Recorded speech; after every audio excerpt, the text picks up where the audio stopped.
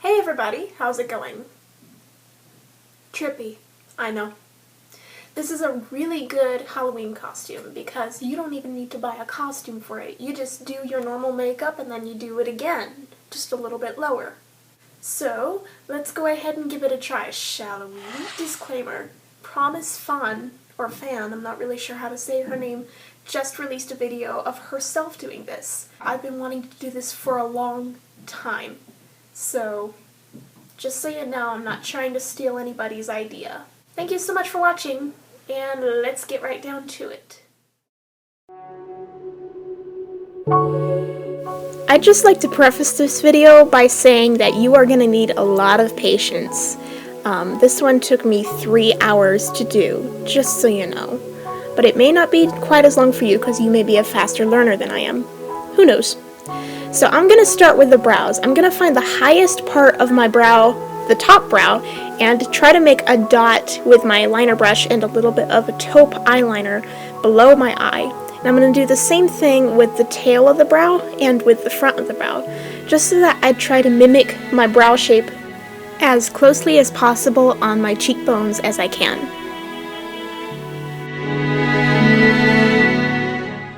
Now once I've done that with this lighter taupe color, I'm going to go in with a darker taupe color to fill in the brow and make sure it actually does look like a normal eyebrow.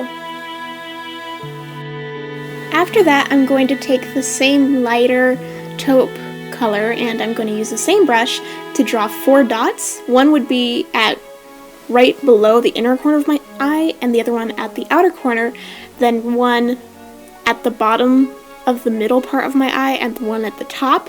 And I'm trying to mimic my eye shape because my eye kind of slants up really sharply and then it slants down very gently on top.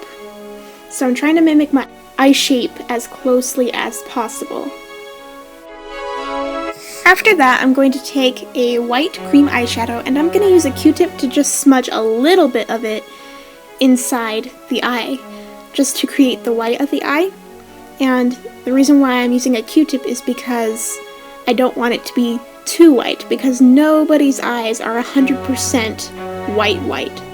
And for that same reason, I'm also going to take a concealer stick and go over the white so that it's a little bit more on the beigey side, which looks a bit more natural. Now, depending on your eye shape, you may or may not need to do this step, but I'm going to do it because I do have deep set eyes and I do have an eye crease. So I'm going to take the brush and the dark taupe eyeshadow color and I'm going to mimic the crease of my eye down on my cheek.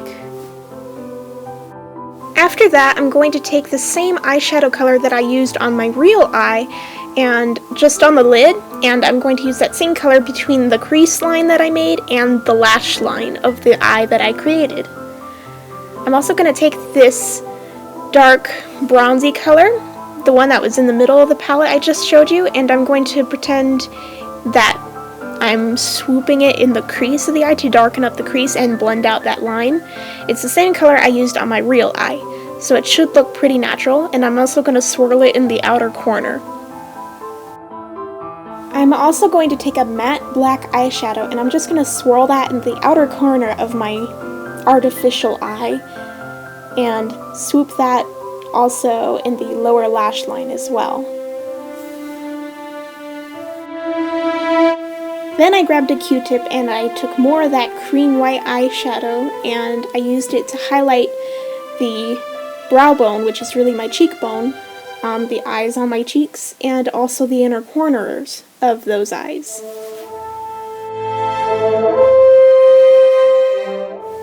And this was the really hard part because it would have been easier if I could have gotten closer to a mirror, but I didn't have a mirror big enough, plus I had to look into the camera. But yes, I was just gluing on some false eyelashes. Any false eyelashes will do, really. You can use any kind you want and any glue you want. Most glues will dry clear, I know this one does, so if it looks white, don't panic, and even if it doesn't dry clear, you can go over it with a liquid eyeliner. I noticed later on that I glued the lashes a little bit too low and I went in and fixed it later, But yeah, that's basically how you do it anyhow.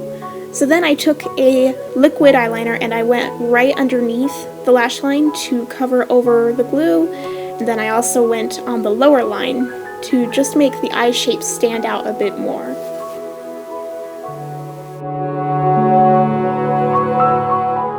Then I grabbed a fluffy blending brush and I used it to pat in the middle of the white of the eye the colors that I thought matched my eye color closely.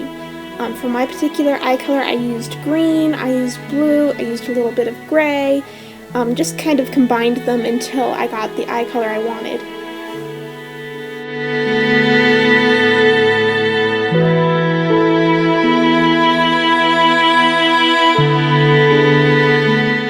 Now the iris of my eye has a golden rim, so I took a gold eyeliner pencil and I used it to just create a little circle around the blue and the green that I already put there. Then I grabbed my liquid eyeliner and I drew the pupil of the eye.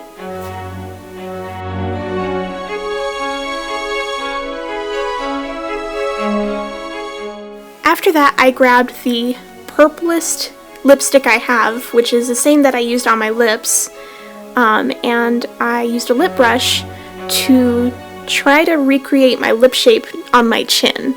This was a little bit hard because I have kind of a small chin in proportion to my lips, but I made it work.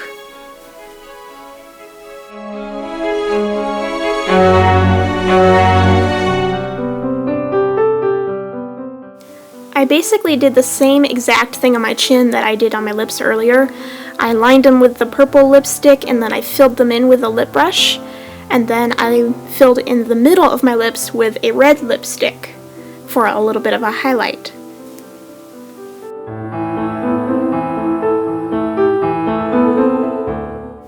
After I had done the initial shaping with the lip brush, I decided to go in with the actual bullet of the lipstick because I wanted a little bit more product than the lip brush was delivering.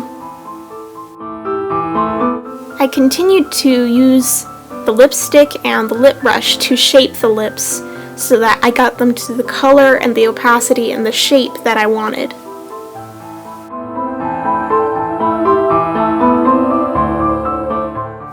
To help clean up the lip shape a little bit and to give the bottom lips a bit more shape and definition and shadowing, I grabbed a black eyeliner and I used it to shade in the middle of the lips and the edges and especially the corners, which again I blended with the lip brush.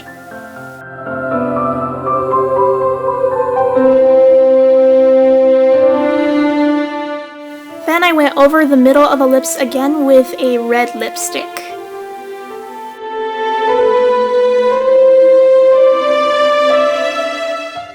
And then I did some more shaping with the lip brush.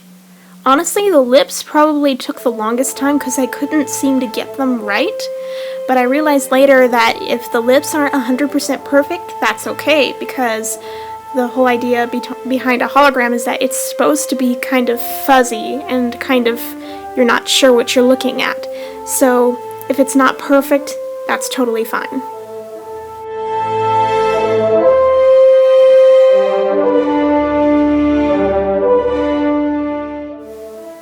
Then I grabbed a taupe lip liner brush and I used it to create that shadow right between the cupid's bow that you normally have above your lips, right below my lips and above the new lips.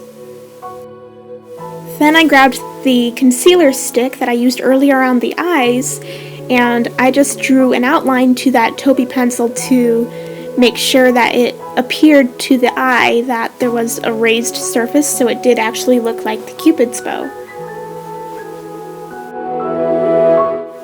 Then I just used my ring finger to tap that and blend it out.